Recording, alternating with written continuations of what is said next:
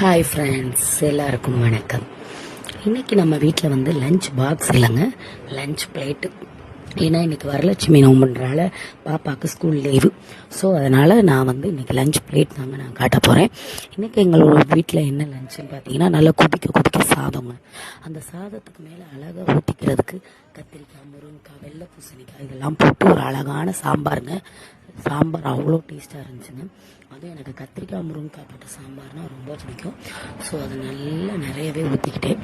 இதுக்கு வந்து ஒரு அருமையான சைட் டிஷ் என்னன்னு பார்த்தீங்கன்னா, புதினா துவையலுங்க. எனக்கு வந்து சாம்பார் சாதத்தோட புதினா துவையல் வச்சு சாப்பிட ரொம்ப ரொம்ப பிடிக்குங்க. ஸோ அதுதான் வச்சுருந்தேன். அதுக்கப்புறம் இந்த டபுள் பீன்ஸு, காலிஃப்ளவர் இதெல்லாம் போட்டு ஒரு மசாலா பெரட்டல் மாதிரி வச்சுருந்தேங்க. அதுவும் நல்லா சைட் டிஷ்ஷாக தாங்க இருந்துச்சு. அல்டிமேட் காம்பினேஷனாக தான் இருந்துச்சு. இன்றைக்கி உங்கள் வீட்டில் என்ன லஞ்ச் பாக்ஸ் இல்லைங்க, லஞ்ச் பிளேட் என்ன பண்ணீங்க அப்படின்றத சொல்லுங்கள்.